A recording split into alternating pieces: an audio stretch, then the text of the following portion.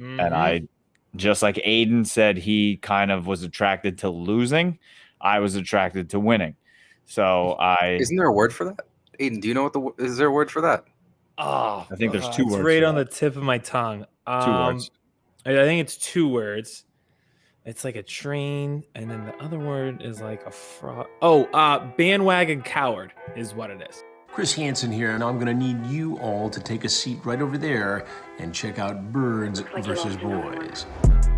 I think you're completely right here, and I hate it. Hey, idiots. Stop doing dumb things. I got 2 phones. Upset alert. Upset alert. I might go insane. I think you're already there. There's no hope.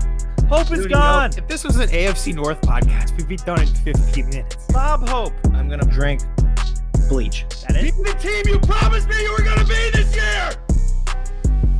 This is the Consciously Hopeful podcast. I'll be watching.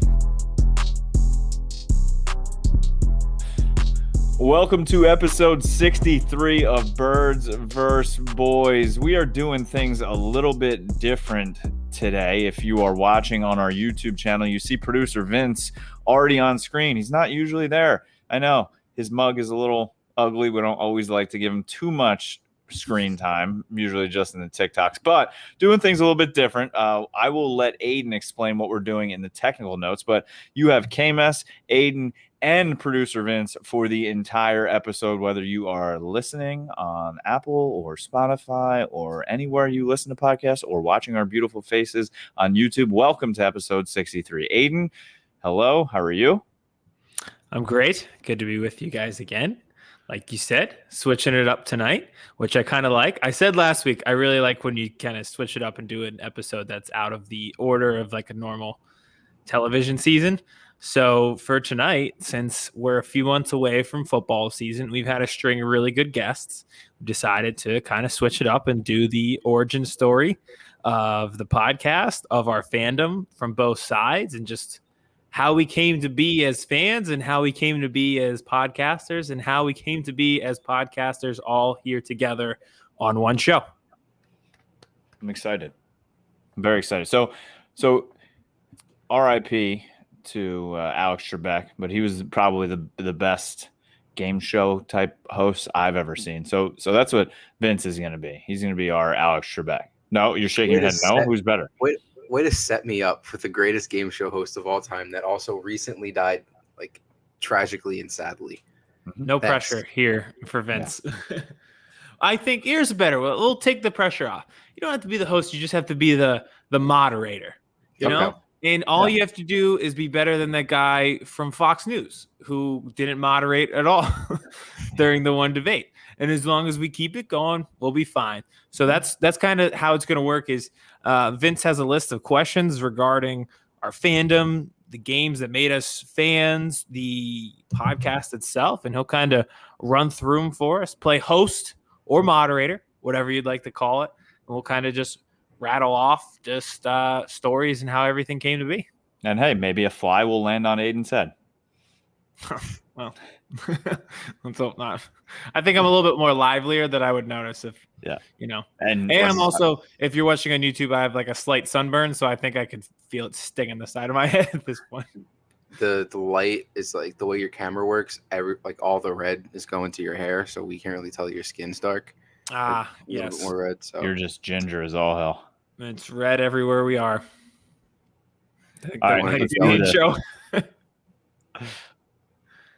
All right, Vincent, so lead us through. Lead us to the promised land. Yeah, so I mean, you're both a little out of your territory for where fans of your team. Aiden, not so much, or even a little bit as close to Kevin as like being way too far away from where your team's fans should be. Aiden, you're from Harrisburg, right? I feel like is that like a 50-50 split, like Steelers, Eagles up there? Yeah, it's weird. So it's like we're in the middle of the state, but it's like a perfect triangle between Pittsburgh, Philly, and Baltimore. And if you put if you want to put a dot right in the middle of the triangle, it'd be Harrisburg. So it's definitely 1 Eagles, 2 Steelers, 3 distant third Ravens, although technically Baltimore is the closest city to Harrisburg. And that's like a bit of a quote unquote scandal because CBS always geographically puts the team that's closest on TV, which is the Ravens. But that's the team that's cared about the least of the three. So the Steelers fans often get screwed over. It's happened to the Eagles before too. So it's kind of interesting. But yeah, we're kind of right smack dab in the middle, but a ton of Eagles fans. So did you inherit the Eagles, or was it like a conscious decision by 5-year-old Aiden? Definitely a conscious decision. So my dad and his whole family are from Philadelphia, and my mom and her whole family are from Pittsburgh. So there's pictures of me as a toddler or a baby, and I decked out in Steelers stuff. That like all my cousins on that side are like me, where they're just fanatics, but for Pittsburgh sports.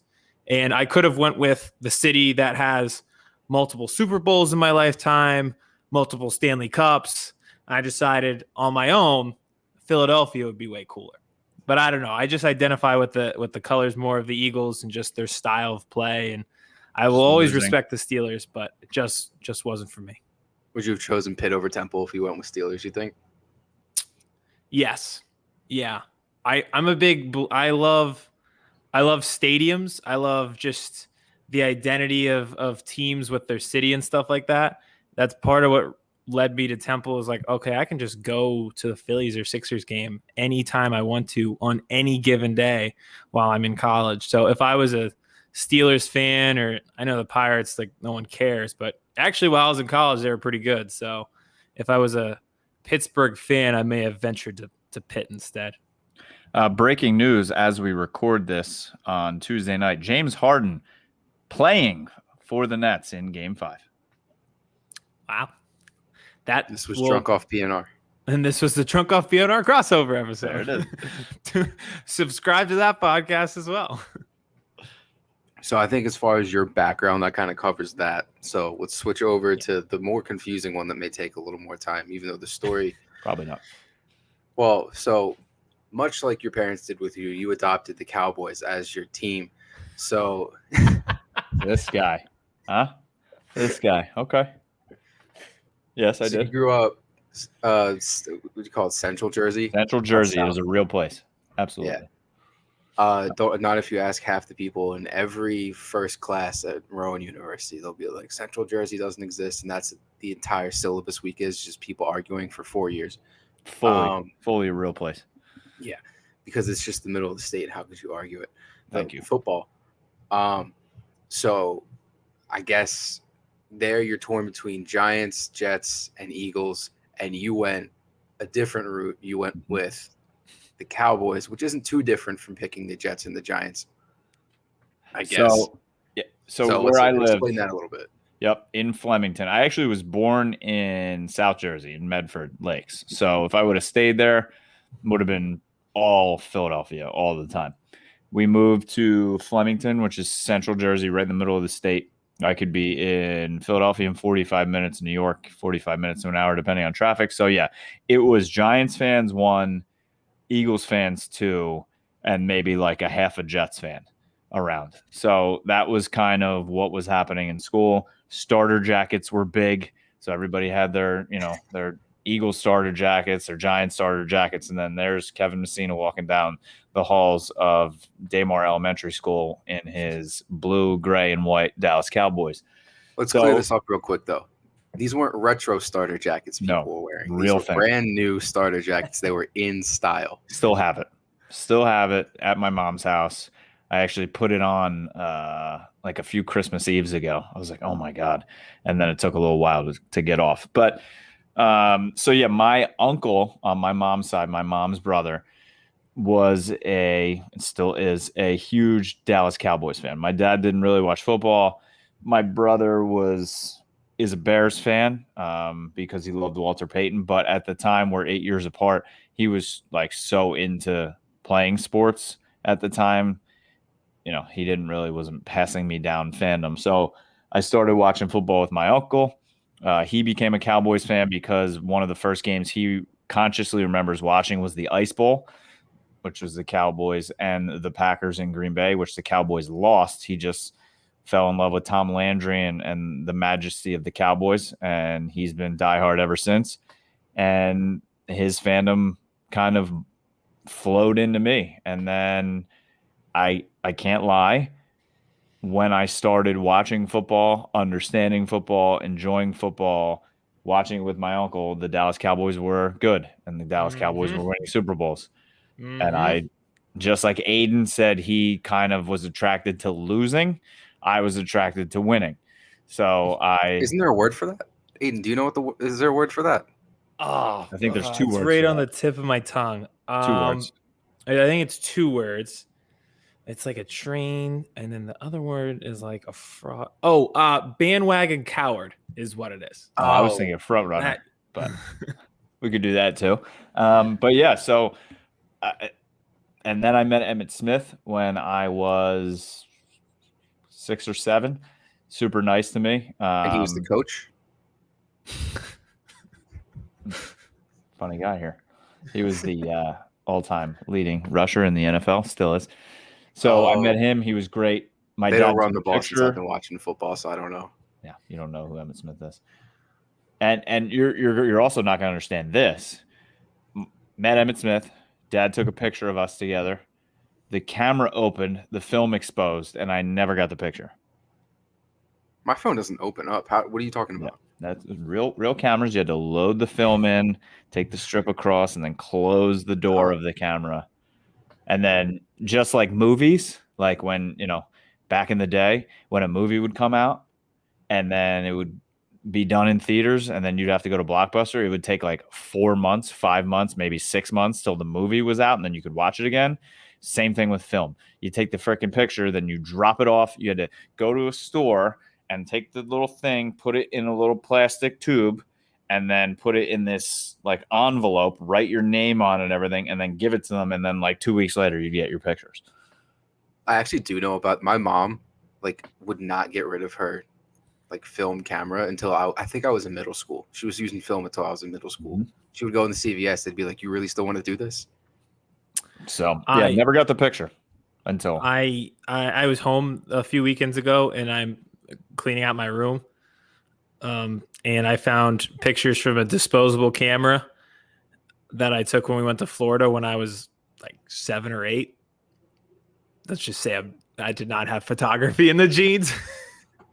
Every single shot is just like blurry. You're like, that could be a giraffe or it could be a monkey. There's no idea.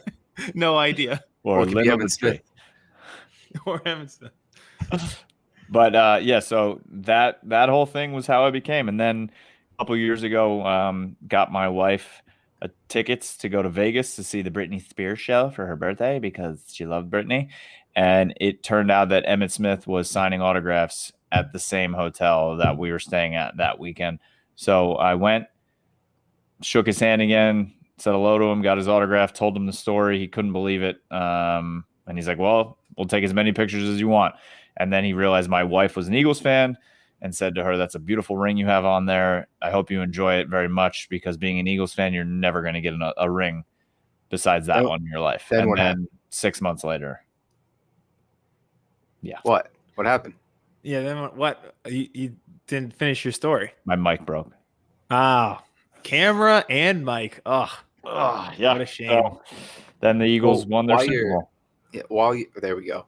While you're on the subject of your wife, do you want to explain the banners behind you once and for all? We'll throw it on TikTok finally and just address the subject. Yes. I think this is this will also let me do this, which is pretty cool.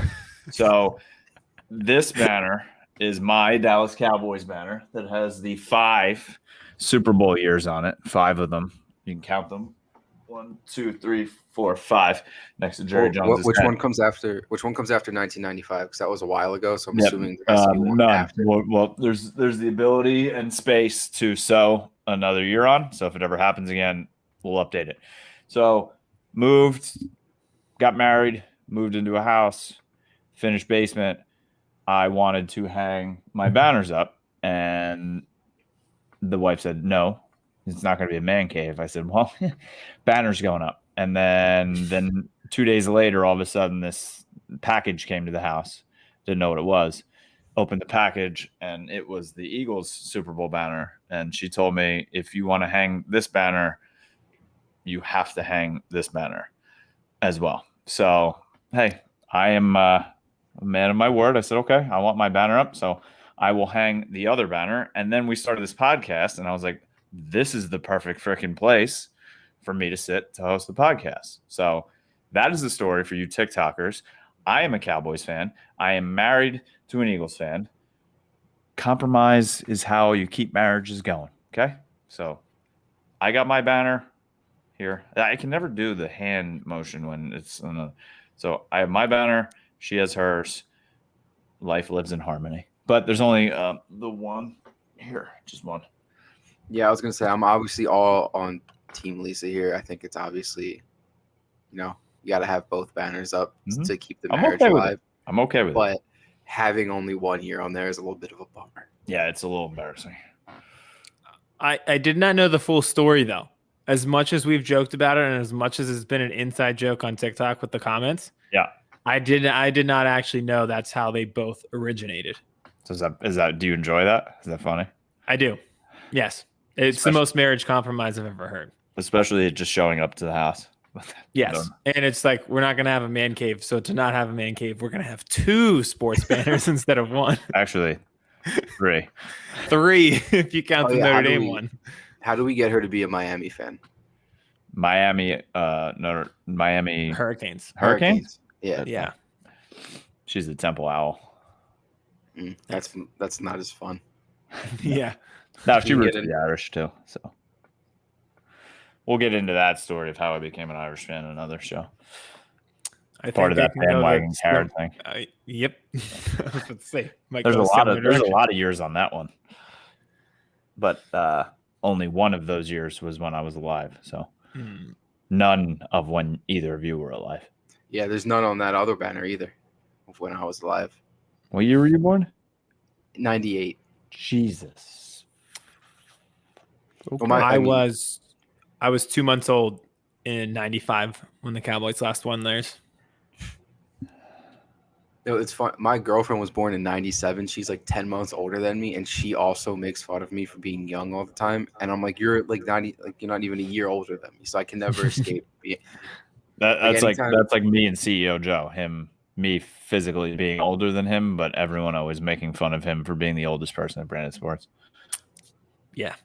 Well, he doesn't exactly look like a spring chicken. You know what I mean? So yeah, that's the banners. That's my life. All right, so moving on from the background, let's get into favorite games. I don't know who wants to go first. Let's go back to Aiden. Favorite Eagles game of all time. This is probably going to be easy. Well, yeah, I mean, pick a different I was game. about to say I won't do the Super Bowl because it just goes without saying, and it'll be such an iconic moment that changed the city forever. And all right, so then I will also take out Super Bowls 27, 28, and 30. Okay. Let's also keep it to like color film, you know? Yeah. If it's like on a VHS, it's out. Mm-hmm. Oh, you're not going to like one of my favorite other games, huh? Oh, God. It's going to be a history lesson. So, favorite games, I'm trying to spice it up. The obvious next choice, aside from the Super Bowl, would be the 38-7 game. That's the best game I've ever attended.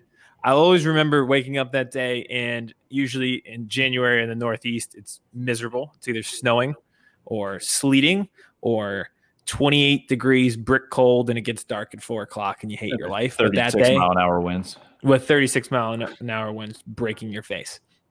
But that day it was like 60 degrees and sunny, and it was just totally uncharacteristic for the area. And you could just tell the vibes that day were unprecedented. And then you walked in the stadium and you just had that feeling like there's just no way that they were losing that game. There's no chance. Just looking at the Vikings, they wouldn't be anywhere but in that stadium, any other place but in that stadium in that moment. And the Eagles were the complete opposite. It will look like a Planet Earth documentary when you could see a lion approaching a gazelle and you knew what was going to happen next. My favorite game, though, so just all-time game, take away the playoffs and everything like that, which is everybody's favorite, would be the Monday Night Massacre with Michael Vick against, you'll have to bleep me, but it was the at the time, now Washington football team. And first play of the game is a play action bomb to Deshaun Jackson, 80 yards, touchdown. And I loved it for two reasons. One, obviously, you get the win and everything went well. And you just have to cherish a moment in life when everything goes perfect. How often you're up 35-0 after the first quarter, 42 or 49-0 at halftime. You never once in a single moment. And this is a city that has always doubt creeps in every step of the way for you in every game you've ever watched for any team in this city. And that night it never did. It was perfect. They scored on every possession. It was like playing a video game on rookie mode. It was just too perfect. And you got to cherish a moment like that where it actually plays out that well, where you get through, you win the game, you win it easily, you win in a blowout, you do it against a rival, no one gets hurt, and everyone looks fantastic. And then the other moment that made it special for me, so I had Mike Vick in fantasy football. I was losing. I needed a pretty solid game from him.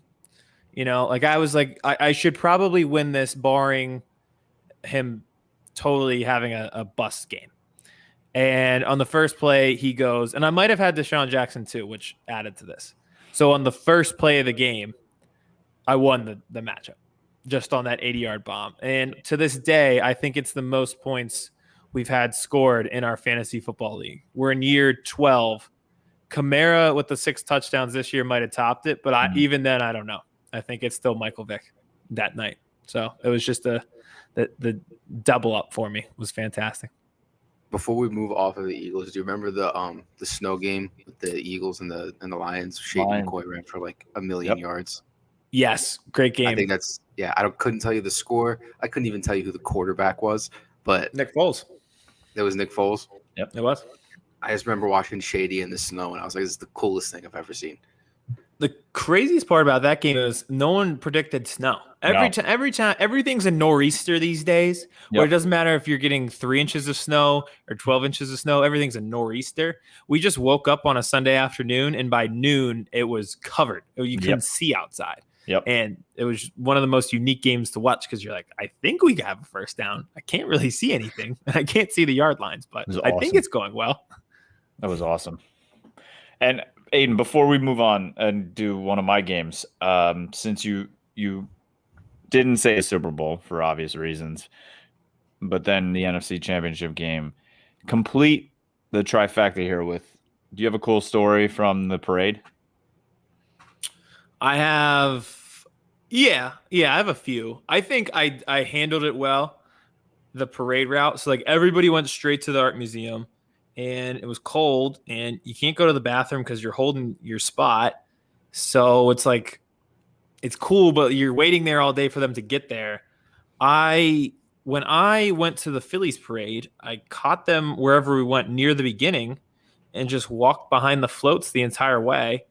And somebody gave me tickets to go in Citizens Bank Park and watch the speeches. So it's like, I'm just going to employ that same strategy. And I was so happy with the strategy because I went straight to the stadiums where the parade started, going to the art museum. And I was second row. Like I was right there. I was like, if I lifted my leg, I'd be on the street where the floats were. So it was perfect. I saw one of those bracelets for the Dutch Destroyer on the ground. So I was like, this kid is obviously here with us. Like I was like crying to myself in the just in a sea of people on the street. Like, this is awesome. Like this family, like this kid is here today, and they like have this moment of peace in their lives. So just like walking down the street behind the parade and everything like that was cool. The funniest moment was definitely like going viral. You could see everybody like throwing beers, but in the moment, people didn't know if they were supposed to throw beers or not. Because like the last thing you want to do is like hit Nick Foles in the head with a beer. Yeah. So like I had them in my hand, and Mac Hollins is like, throw it to me, and I'm like, me, and he's like, throw me the beer. And you're like, you, dude? Like, yeah. I was like, are you going to catch it? Yeah. I was like, wait, you want me to throw it? But like I had a backpack full of beer on, and I had the gloves on and everything. So I short armed it, and it hit the side of the bus, and you just hear boom. And what was his reaction? Just kept on going. Looking for the next guy with a beer. Yeah, he was just like, all right, well, I'm not getting that one. So that was by one moment to complete a pass to an NFL player. I just hit the side of the bus. Yep. Something tells me he wouldn't have caught it anyway. Yeah, I probably would have airmailed. I probably would have went right through his arms and Probably out the other side to the other side of the street. But in the moment, I was like, I don't know if I should throw this. Like, am I going to get arrested if I throw this? And then by the end, and you like see all the videos on Barstool, and you're like, I could have launched my entire backpack and not got in trouble. So yeah, I wish I could match you with I wish I could match you with a story here, but I do not remember that day. So Kevin, let's move on to your favorite Cowboys game of all time. All right, I have two, and they're both against the Eagles, and I'll do one favorite that I've been in attendance to, just like Aiden did, and it was in 2007.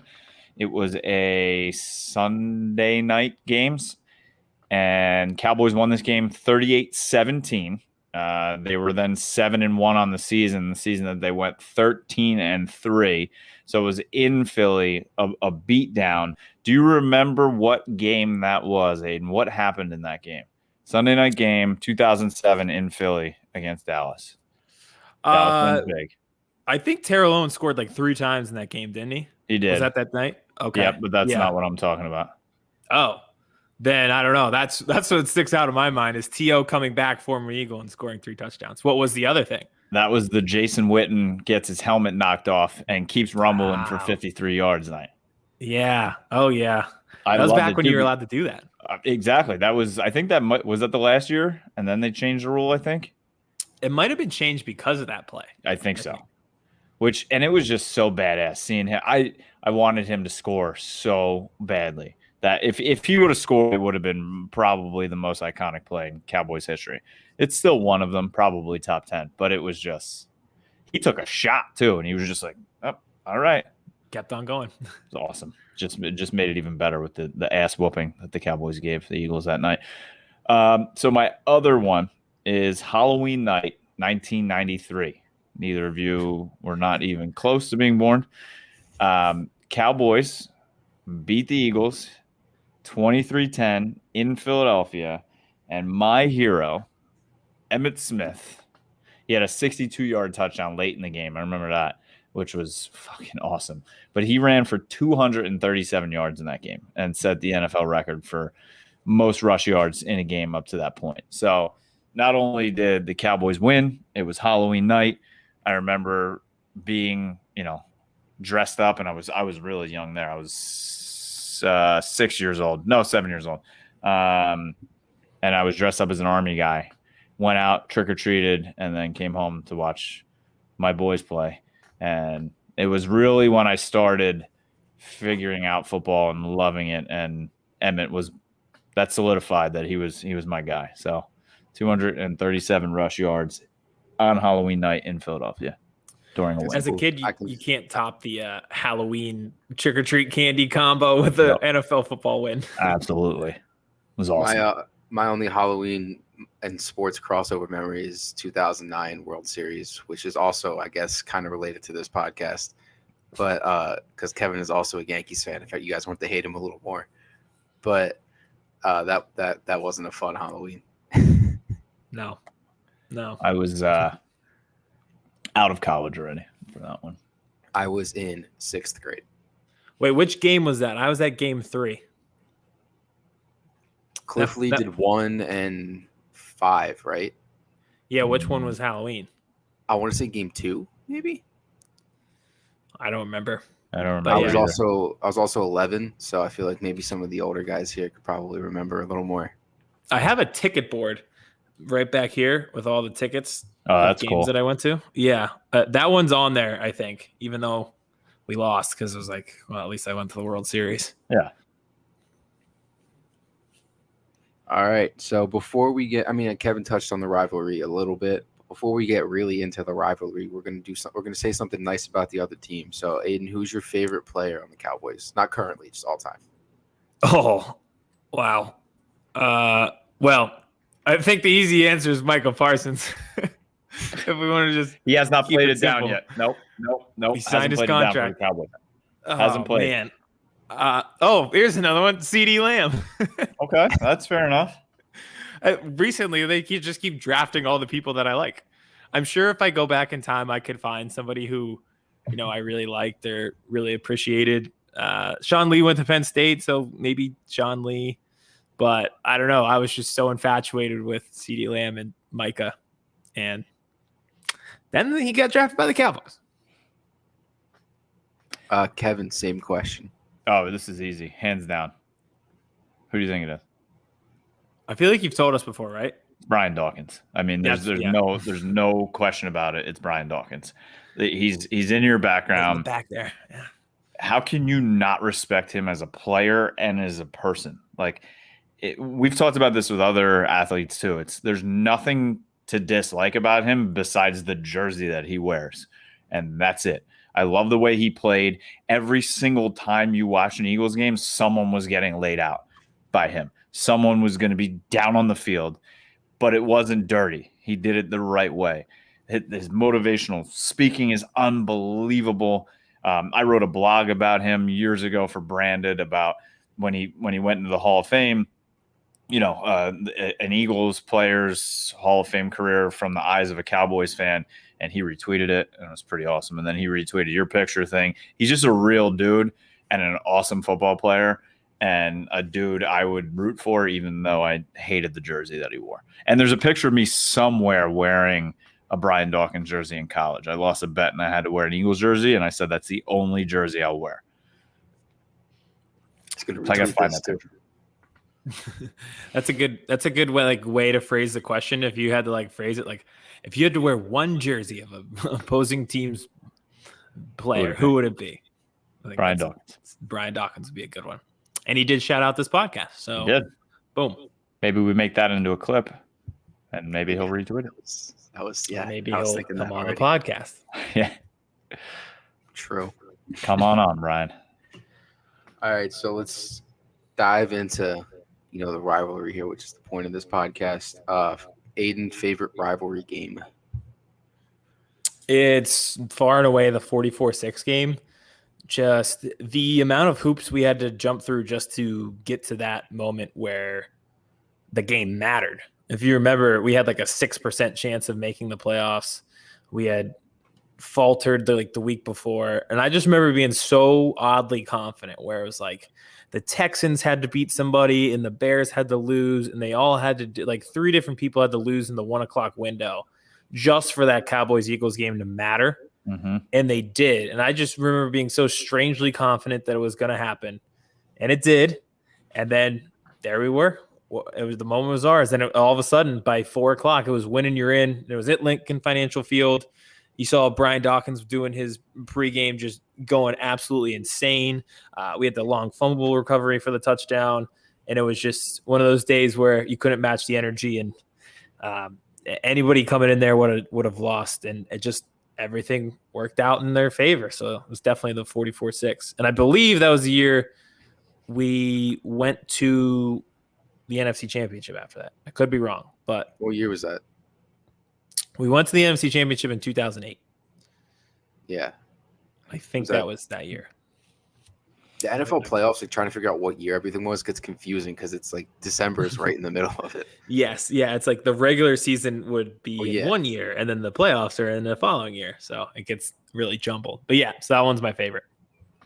We may have already touched on Kevin's, but yeah, it was that Halloween game, but I'm going to throw another one in there. 2016, last game of the season.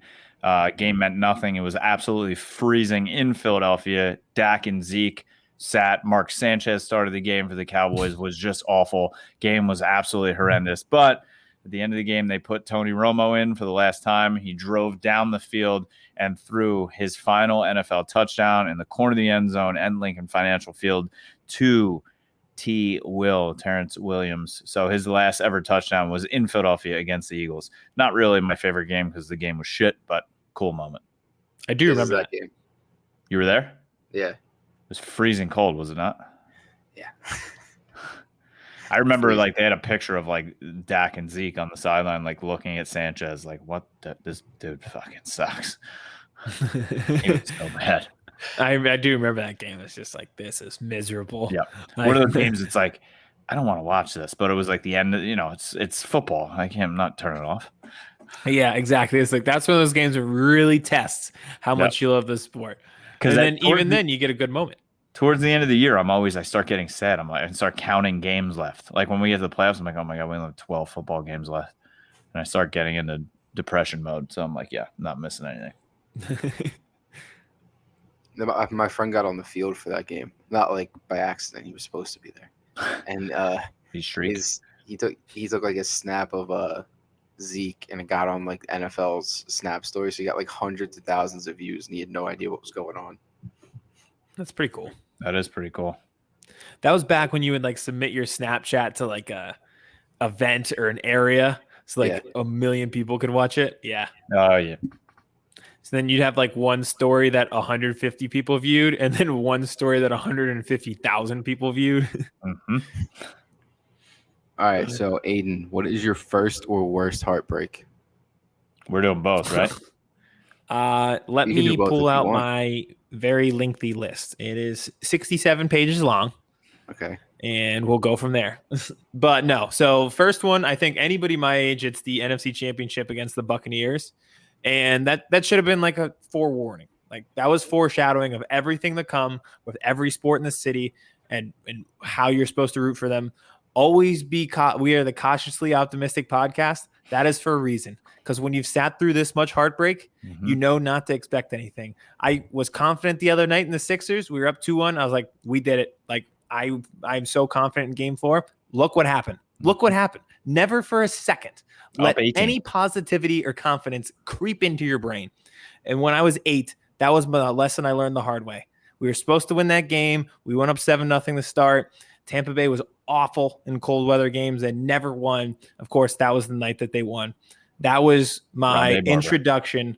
That was the blood sacrifice intro that I made into Philadelphia sports that night. So that one was awful. The other one, heartbreak, Carson tearing his ACL really sucked because in that moment you're like, this was supposed to be the year, and now it's just going to be just like any other year. So in that moment, it sucked. Obviously, they win the Super Bowl, so in the end, it all worked out for everybody but him. So that one sucks. And like you're like, we have the MVP, we could win a Super Bowl, and it all just got ripped up from underneath us. So that one sucked. But the first one definitely, and I guarantee if you ask anybody my age, they will say that game. The only time I ever got like physical during a football game in my entire life was 18. Maybe the year was 2019, whatever. The Alshon drop. I threw a chair. That was the only time I ever got physical watching a football game. Oh, that was one of those games you're sad for days. Like you don't even want to go to work, talk to people, talk to your friends. You just kind of want to sit. You don't want to watch TV. You just want to sit there with your phone off. Because after the Super Bowl and it looked like the Phillies were getting better and the Sixers were getting better, we're like everything, like the bounces go our way now. Like everything changed. And then the double doink happens the week before that. You guys can fully blame me for that Eagles loss. My wife does. Okay. Because so we were leaving on a cruise. My dad got us all cruise to go with him for his birthday. And we were sitting in port in Fort Lauderdale, and they had the game on the huge screen. We had to, I've never been on, this is the only cruise I've ever been on. So like you get on the boat and then they like put your luggage next to your room, and I kept going down and my luggage wasn't there. So I'm like, what the fuck? So then we had to do like the security thing, and like you had to line up in case the boat sinks, this is where you come. And then you get on this lifeboat. I'm like, awesome. That's great. And my wife's like, oh my God, the game's starting in like 5 minutes. So everybody rushed up. There was a ton of Eagles fans, a lot of Saints fans as well. And we're sitting up there watching on the big screen on the top of the boat. So I went down one more time during commercial break to check if our luggage was there. Wasn't there. I'm like, what the hell's going on? So I went to the security thing and I had to go to the bow of the ship all the way down. They're like, there's contraband in your suitcase and we can't give it to you. And I'm like, excuse me? They're like, we put it through an x-ray and there looks like there's some sort of weapon in there. I'm like, so I start calling my wife. I'm like, did you put something in my suitcase? She's like, well, my curling iron's in there and stuff. And I'm like, is it a curling iron? They're like, yeah, I can't have those on here. I'm like, you need to come down here like now. And the Eagles were winning the whole game. So she's like, what? I'm like, this is your stuff. So I made her come down, and then we put up the bag, and then we went back up, and then all hell broke loose, and she blames me for making her leave a great situation to go there and then come back. And when we came back, it went downhill for her. That is rough because you're definitely getting blamed in that situation. But what are you gonna do? Like, Yeah, exactly. I don't know what to do with the curling iron. Yeah. You know, if they ask me, I'm like, this stuff's probably really expensive, and I'm not gonna just be like, oh yeah, you guys can just have it if I can't have it. chuck it, throw it out. It's fine. Throw it out. There goes the mic. Having too much Better fun than tonight. the phone. She should have been like, you know what? I'll come get you out of lockup. Like, I'm not coming down right now. Yeah, if it were me, Yeah, I'd have been like, Oh, well, we know. throw it out. All right. Is this me? Yeah. So my first heartbreak, January 15th, 1995, the NFC Championship game, Dallas, San Francisco. I was 1 month old. See, there you go. You were the Satan spawn. Then you caused this. Dallas loses in the NFC Championship game, 38-28 to San Francisco. Listen to some of these stats though. Troy Aikman threw for 380 yards and 2 touchdowns in that game. 30 of 53. He threw 53 times in that game, but he threw 3 interceptions and had 4 sacks. Steve Young only threw for 155 yards and 2 touchdowns, and Jerry Rice only had 2 catches on 8 targets for 36 yards, and you lose the NFC Championship game. That's pretty remarkable. And Ricky Waters only had 72 rush yards. Steve Young threw for 2 and ran for 1, so that was there. But the big issues in that game was the 3 interceptions that Troy Aikman threw, and it was just heartbreaking. Coming off, Cowboys were supposed to win 3 in a row. This was the first year with Barry Switzer, who I was, very upset became the coach. Obviously, they play the next year against the Packers, win the NFC Championship game, and then win the Super Bowl. But yeah, that was my first big heartbreak. I was like, wait, this isn't supposed to happen. They just win all the time. I don't know what's happening. So yeah, that was my first. Imagine having to watch a game that bad and then like on a box TV. Mm-hmm. Like, well, that's all we knew. That's all I knew. And my worst heartbreak, it was from such a high to such a low. Oh, real quick. Period. How old were you for the first one? 8. Okay. If you were gonna say like 15, 16, I was gonna be like, that's a ridiculous age to have your first heartbreak at. Yeah. But 7 or 8. Heartbreak. 7 or 8. So then my worst, I was older. I was dating my wife at the time, and it was Dez caught it. Has to be. That team was going. I think if they win that game, they go to Seattle, and I think they win, and they have a chance to be in the Super Bowl in that year. I think they really – Romo was playing great, and it was such a high to such a low in such a quick period of time. And I remember exactly where I was. I remember we were going out to dinner with friends and my brother that night. I'm like, I'm not fucking going. But I went, and I was miserable. But, yeah, when he went up – and caught it and brought it down and took 3 steps and then lunged, he caught the fucking football. Moving on. What about the Mason Crosby game? Is that even on the list? Yeah, and the Aaron Rodgers 2016 when he rolled out at the end, and that pass was just unbelievable. The best picture of all time. Is that what you're talking about? God, yeah. That was a different game, but I do know the picture you're talking about. Yeah. That was a regular season game, which was even funnier because they scored a touchdown on that one, not even a field goal. That 2016 year when Zeke and Dak were rookies and they just rolled, and then that game, I think it was like 21-0 quick Packers because the Dallas secondary, surprise, was just getting torched. But then they came all the way back, and then I don't know. Do you remember that game too when the Cowboys were coming back? They were close. I think they were driving to maybe take the lead, and Dak came back and did a quick out, and it was what's his name? He was a safety. He plays for the Bills now. Just jumped the route at the line of scrimmage and took off. Who's Micah that? Hyde? Yes, it was Micah Hyde. Yes. Like literally it was like he was just like blitzing and Dak like threw it and he's like, oh, okay. And I was just like, oh God. You know those moments you're just like, again, Yeah, never. it's like you can feel like someone punching you in the gut. Yes, you literally. can just feel the air leaving your body. Yeah. Yep. It was wonderful. I made my wife leave the house for that game too and everything. I was like, I need to be alone to watch this in the dark. So I was watching I was working at Dunkin' Donuts at the time because I was like a freshman or sophomore in college, and so I only remember like half of that game. But Because you were drunk working at Dunkin' Donuts? yeah, so I had this is like that play that you're talking about. I have like crazy motion sickness, right? Like I can't sit anywhere but the driver's seat of the car, and it's so bad to the point where I'm watching a football game and I'm following the ball and it gets picked off. Or like something like they jerk the camera too quick, the entire room goes sideways for me. And that kind of play that you're talking about is exactly what it would have happened. Like, yeah. Oh God, you're past. All of a sudden, Vince is just on the floor trying to hand somebody a sausage, egg, and cheese. That sounds about right. Mm-hmm. So let's get to this podcast. So I came on episode 2, so I'm not sure how everything started. So why don't you guys explain that a little bit? I don't remember. It's kind of all blacked Right, that out. helps. It's kind of funny. It's just like you don't even think about how it came to be. It was probably around this time last year. Yeah. We were trying to Joe wanted me to do CEO Joe of Branded, who many people probably are aware of, wanted me to do a football podcast, but we weren't sure.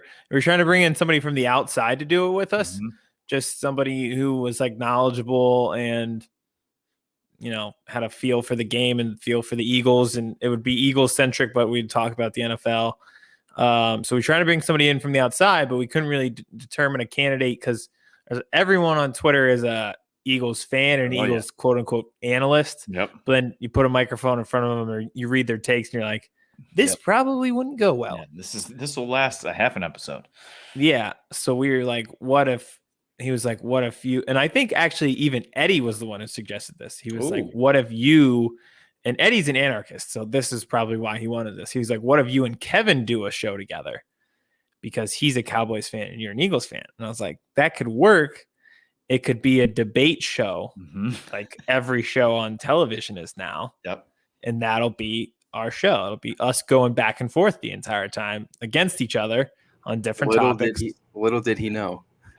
Yes. And then fast forward to today, this might be skipping a question, but like you can see, we immediately hit it off and there was immediate chemistry. And it was like, wow, we actually agree on most topics on everything. Aside from we don't like the same team, but all of the substance we agree on. So it quickly be shifted from a debate show to, all right, we're going to talk football. We're going to talk Eagles versus Cowboys. We're going to talk NFC East, and we're going to have all these guests on and interview them, which has flowed way better and it worked out much better. Yeah.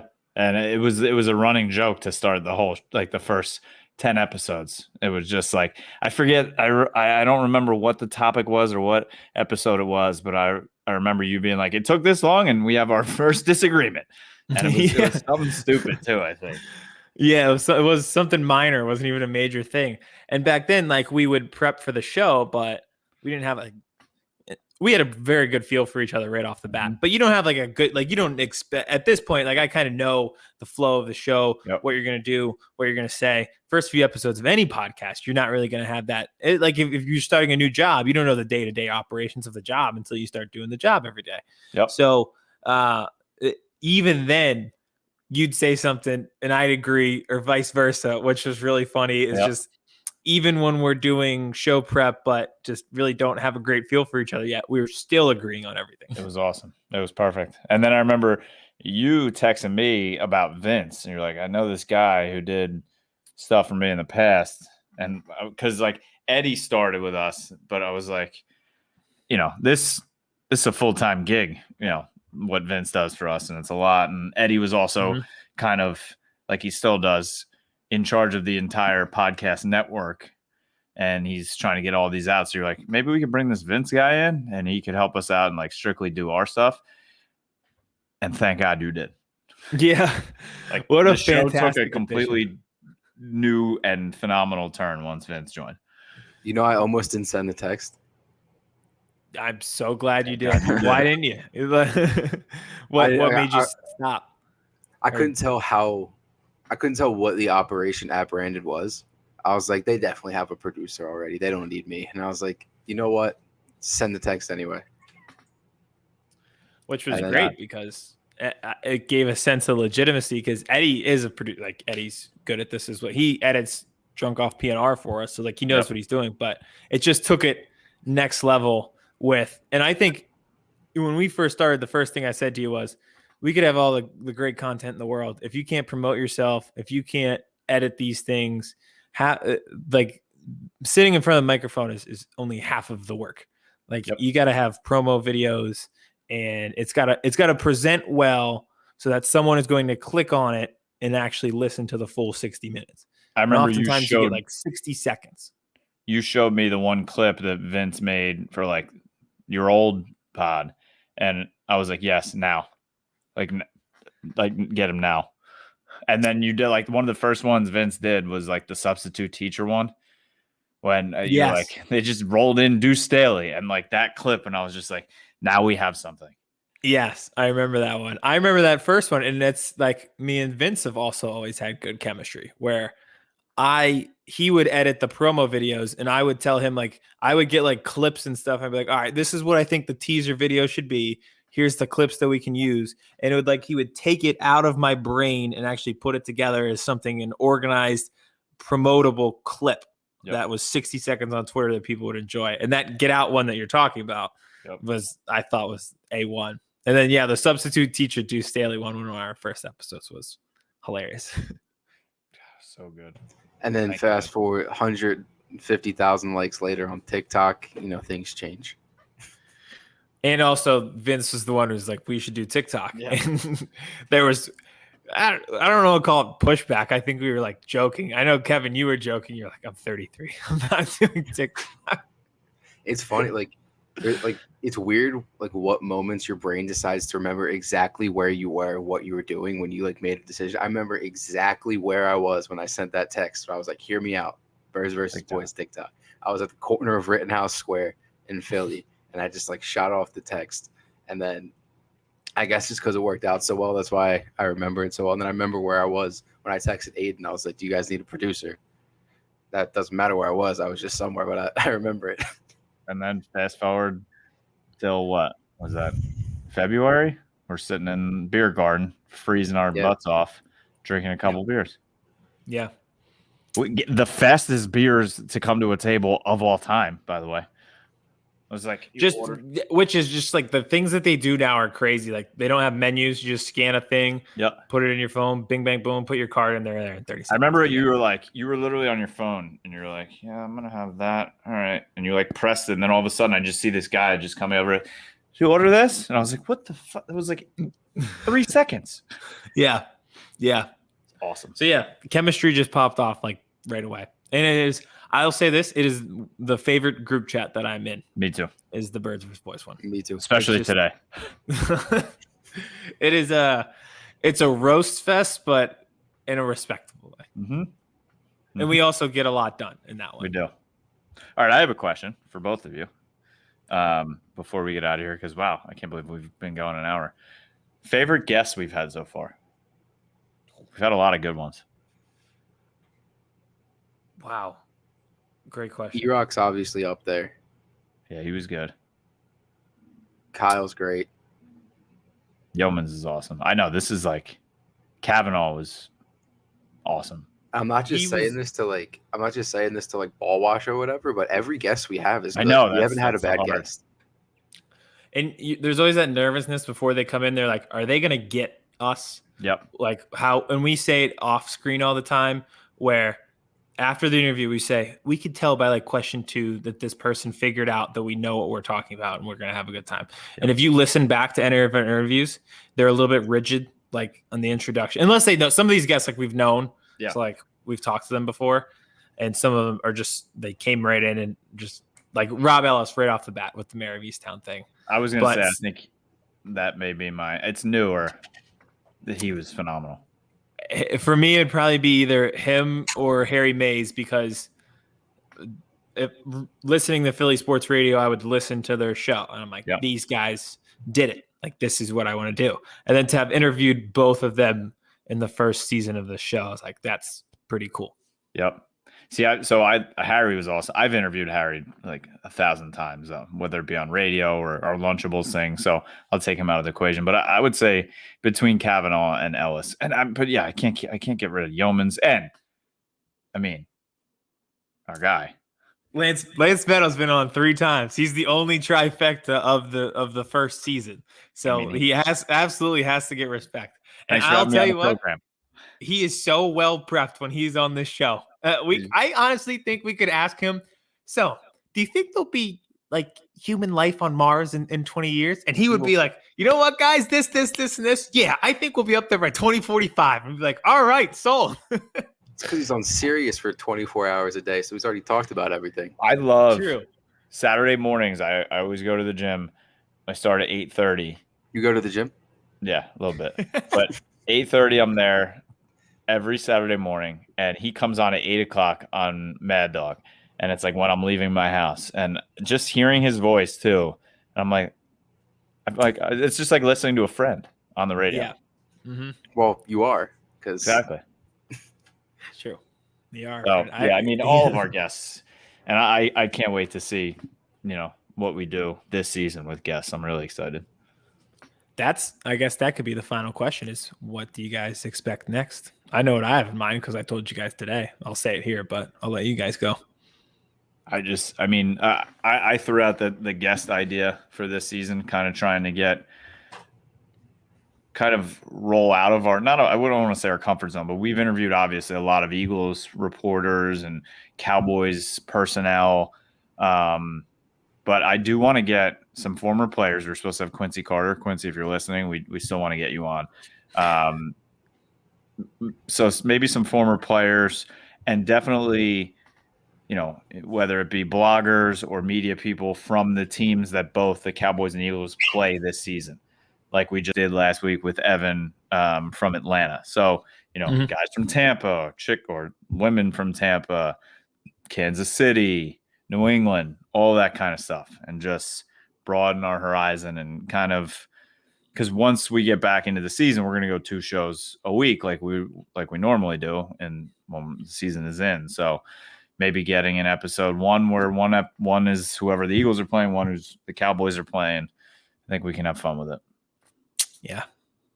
And I think we're established enough where if we had to send them tape and be like, this is how legitimate we are, like it's not new anymore. There's enough tape and proof and evidence that if they had agents and stuff like that, they could run it by them and be like, okay, they could go on this podcast and it's not a joke. Like, we joke around, but there's a legitimacy to the podcast where they could go on and if a legit guest would come on and be okay. Oh, I hear a 2-minute and 20-second clip of different interviews, Vince. I don't know. That's a great season 1 recap. It's just all the different guests. And that was part of, I think in the video Vince did immediately after the season. So the wrap up of the season itself, he did that when we've had even more guests then. So like going into season 2, it'll be, your idea was great, having different bloggers for different teams. But I think no matter who we send our stuff to at this point, they'd be like, okay, this is pretty legitimate. Yep. Which is my next thing. I'm sure, Vince, maybe you have technical stuff that you'd like us to do. I mean, as soon as we can get this thing in studio, it's going to look insane. The setup's going to be great. The chemistry, the chemistry's good over freaking Zoom. So in person, I can't imagine how good it would be. So once things, we start that ad money starts rolling in, we can get that studio money. I think things only get better. And then maybe some on-site place, maybe at Stateside Vodka, maybe outside the link. After how good last night went, you can do one anywhere. I would love to do one like outside the link, like just in the parking lot, even on like a random night. Oh, that'd be great. I think I'd enjoy that more than the game. Just random night, summer night, cutting up at the link. Yeah. Even maybe it's when the Phillies are playing, so we down. can get in and just get away from the tailgate. Yeah. Could we do that, Vince? I think Yeah, we can absolutely do that. I'm already planning it in my head. Yeah, we're doing that. Let's do that. Perfect. Okay. All right. Anything else for the origin story of Birds vs. Boys? Oh, it was fun. We came into this episode like there's nothing to talk about because we're not going to talk about Aaron Rodgers, Sheldon Richardson signing with the Vikings, the Cowboys announcing that they're having their training camp in Oxnard. There's not really much to talk about right now, so I think this was the perfect time to do exactly what we did tonight. I feel like Nick Mullins is a gross oversight, but go on. Yeah. We won. We're talking about that for 30 minutes. It was a good episode to do because I think the audience is growing on multiple platforms. So people coming in blind, there's some inside jokes that we make, like the banner thing, and just things that we've said that we call back from previous episodes that maybe people don't get how this came to be. And we never really explained like that. We never really explained how the show itself came to be. Mm-hmm. So even if you've been here since day one, which thank you if you have, but A1 from day one. Yeah, with the newer people, it was a good time to kind of regroup in the summer before we won't get to do this in August or September when games start. So this is what it is. This is what it's about. And maybe I'll record an episode next week with you guys on the beach at Turks and Caicos. Probably not going to happen, but or the airport again. No, that was actually one of my favorite moments too. That was pretty funny. Yeah, that was awesome. All right. Well, if we don't have anything else, we do have to give the people a TikTok. What was our topic again? Oh, top 3 rivalries, right? Yes. I can't wait to see your list. All right. Top 3 rivalries in the NFL. And I want it on record because I just screwed up the word that me and Vince had a talk pre-show that neither of us can say rivalry. So I don't want to be made fun of. Rivalry. Top 3 NFL rivalries. Yeah, I don't know if you noticed every time I had to say it during the show, I was saying it very slowly. It's a very hard word. Rivalry. The LR in rivalry is my biggest rivalry. It kicks my ass every time. All right, let's do it. 3 down to 1. All right. Wait, hold on, guys. This is all messed up. Hold on. Oh, I gotta be. Oh, true. There we go. All right. All right. That would have screwed everybody up. Everything. All right. I'll start at 3. I have Ravens Steelers. I think sports have become soft. We could see all these flagrant fouls in the NBA that were barely even hard fouls back in the day. And in the MLB, you can't throw your bat 6 inches in the air without someone throwing a temper tantrum about it. But when the Ravens and Steelers play, they still kick each other's ass and kick each other's teeth in. That's what it should be about with football. So it's one of my favorite rivalries. Damn it. 3 for me. It is the Green Bay Packers and the Chicago Bears. I think it's the longest running rivalry in the NFL, if I'm not mistaken. Bears have been so recently. Games may not have been great, but those games are always fun to watch. It's cold weather at the end of the season. It's real football. It's whether it's in Lambeau, whether it's in Soldier Field. The games are always fun. It's a hell of a rivalry, long lasting, and it has to be in the top 3. Number 3 for me, I have the Atlanta Falcons versus the Atlanta Falcons. No team gets in their own way like them. So I feel like that has to be one of the biggest rivalries in the NFL. Why didn't I think of that? Now I'm shocked you didn't. The kid in the top right's not funny. The next one I have, I thought was pretty funny. I got pretty something funny. for those people. Yes, I am. So moving on. Those are people who have come in new and don't get the joke. And I love when people comment back and are like, listen, for those of us who have been here, you don't really get what's going on. It's a joke. What? Jokes? Here? Oh, yeah. Never. All right. At 2, I have Kirk Cousins versus primetime games. I think this one would have been higher, except Kirk Cousins. The primetime games are really kicking his ass, but it's really a sight to see every time it happens. So at 2, I have Kirk Cousins versus primetime games. 2 for me was your number 3. It is the Pittsburgh Steelers and the Baltimore Ravens. Like you say, they just beat the living hell out of each other every game. There's so many classics in the rivalry. I think it was Christmas Eve or Christmas Day when Antonio Brown put the ball over the end zone to win the game. And I mean, all those awesome Ray Lewis games. It's just it can't be topped, but it is going to be topped because it's number 2. Number 2 for me, I have the Patriots versus the Truth. That team seems to do their own thing, and Truth comes out every time and bites them in the butt. All right, at 1, it's easy. I have Eagles versus Cowboys. There is a sheer hatred for each other and for fans. Everything Cowboys fans are, we are not, and vice versa. If you lose that game, it affects your mood for the next day. It affects your mood for the next week. You carry that with you until the next season. I can't even stomach the thought of the Cowboys playing in a Super Bowl. I can't imagine what it had to be like when we were in the Super Bowl. But it's just, you circle that game on your calendar and you realize that how your year is going to go is based on the outcome of that football game. Number 1 for me, it's Birds versus Boys. I mean, I said it with Rob Ellis. Dudes in Philly literally bring caskets to the stadium because they say they're going to a Cowboys funeral. I live this rivalry every day in my house. Okay? I'm married to the opposition. It is like no other.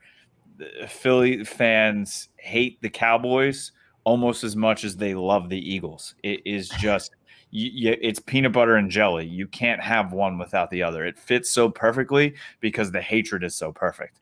It's number 1, hands down. So number 1, I also have Eagles versus Cowboys. But so I have mental notes before I go into these things about what I'm going to say. What you just said, I have the – so I'm just going to say the sentence I had. Eagles fans hate the Cowboys almost as much as they hate the Eagles. So I have pretty much the exact – same thing you said, but the opposite. Yep. Maybe I have some insider information that you don't quite get because there's no way you can know how to hate this team while loving them unless you're a fan of them. But Eagles, Cowboys, I don't know how any – they're real. There's no other answer, and I don't even know of all of sports that tops it. Don't give me hockey either because they're allowed to fight. That Rams, Chargers? Rams versus whatever city they're in. Yeah. That was, yeah. See? It's perfect. It's perfect. That's all I got. That's all I got as well. This was a fun show to do. I'm glad we did it where we did it. Thank you to Branded Sports, as always, for powering us, and Stateside Vodka for sponsoring the podcast. Those seltzers are coming. Oh, they're not seltzers. They're vodka sodas. They are coming. We're going to be doing a taste test. Make sure you go out to the liquor store or wherever you get your alcohol and get a Stateside vodka bottle and get the Stateside in a can vodka sodas, different flavors. They are delicious. Follow us on TikTok, Twitter, subscribe, rate, do all that stuff. Watch us on YouTube because we're pretty. We will see you next week for episode 65. 64. Chris Hansen here, and I'm going to need you all to take a seat right over there and check out Birds versus Boys. I think you're completely right here, and I hate it. Yep. Hey, idiots. Stop doing dumb things. I got 2 phones. Upset alert. Upset alert. I might go insane. I think you're already there. There's no hope. Hope is gone. If this was an AFC North podcast, we'd be done in 15 minutes. Bob Hope. I'm going to drink bleach. That is the team you promised me you were going to be this year. This is the Consciously Hopeful podcast. I'll be watching.